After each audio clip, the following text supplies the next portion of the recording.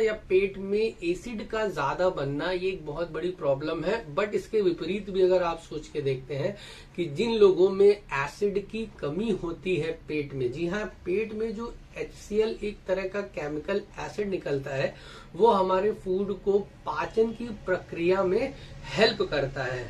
दोस्तों जब ये ज्यादा होता है तो ऑब्वियस सी बात है बहुत सारी दिक्कतें, पेशेंट को गैस, पेट में दर्द इत्यादि इस तरह की समस्याएं हो जाती हैं जिसे हाइपर एसिडिटी बोलते हैं। बट इसके विपरीत भी बहुत सारे ऐसे लोग हैं जिनमें इस एसिड की कमी होती है या ये एसिड निकलता तो है बट पेट में पाए जाने वाले बहुत सारे अच्छे बैक्टीरिया जो कि हमारे पाचन प्रक्रिया में हेल्प करते हैं वो गलती से इस HCl को या इस एसिड को डाइजेस्ट कर देते हैं या उसे न्यूट्रलाइज कर देते हैं, जिसके फलस्वरूप बहुत सारे पेशेंट को क्लोरहाइड्रिया अर्थात एसिड की कमी होने लगती है और उसके चलते पाचन में बहुत सारी डिस्टरबेंस आने लगती है। तो दोस्तों आज हम लोग यही डिस्कस करेंगे कि क्लोरहाइड्रिया कौन सी कंडीशन है और इस कंडीशन में क्या क्या सिम्टम आ सकते हैं और होम्योपैथी में कौन सी इसके लिए बेस्ट मेडिसिन है जिससे हम इस समस्या से निजात पा सकते हैं। तो मैं डॉक्टर दिग्विजय चौहान आप सभी का स्वागत करता हूँ अपने इस चैनल में। दोस्तों अगर आप चैनल पे न्यू है, वीडियो इंटरेस्टिंग लगते हैं तो चैनल को सब्सक्राइब जरूर कर लें। तो दोस्तों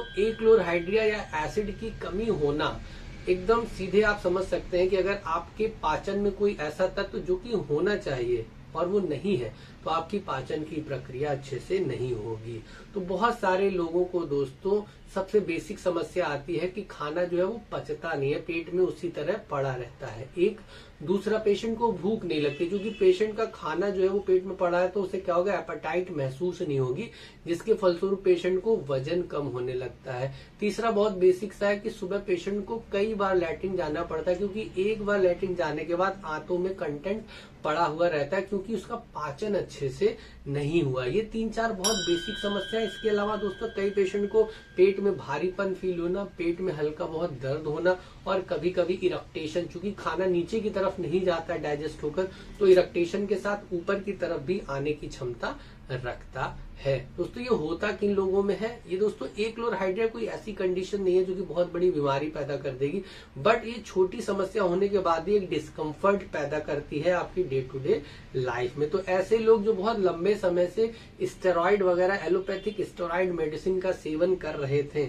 इसके फलस्वरूप उनके HCl के फंक्शन में डिस्टरबेंस आ जाता है। तो भारी भारी एलोपैथिक दवा खाने की वजह से आपको हो सकता है। दूसरा स्ट्रेस एक ऐसी समस्या, अगर आप कंटिन्यूअस स्ट्रेस में रहे हैं तो भी आपको समस्या हो सकती है। ओबेसिटी, मोटे लोगों में ये समस्या ज्यादा देखी जाती है।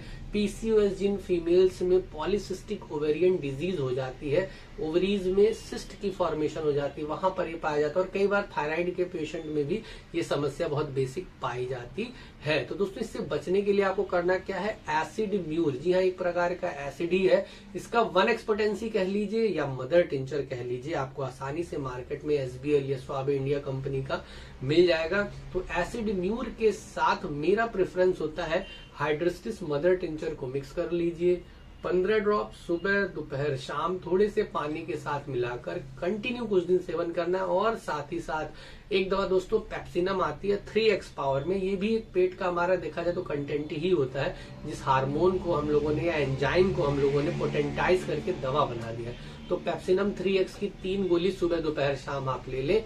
इन तीनों दवा का जो कॉम्बिनेशन है, एसिड म्यूर मदर टिंचर और हाइड्रोस्टिस मदर टिंचर और साथ ही साथ पेप्सिनम 3x, इसको आप कंटिन्यू कुछ दिन लेंगे, आपके पेट में जो अपच की समस्या है उससे आपको निजात मिलेगा, जिसके फलस्वरूप आपको भूख भी लगने लगेगी और अगर आपका वजन घट रहा था तो वो आपका धीरे धीरे मेंटेन होने लगेगा क्योंकि आपकी इंटेक प्रॉपर हो जाएगी, आपको भूख लगने लगेगी। और जो पेट में डिस्कम्फर्ट वगैरह रहता है, भारीपन या इरेक्टेशन वगैरह की समस्या, इसमें भी धीरे धीरे आपको राहत मिलने लगेगी।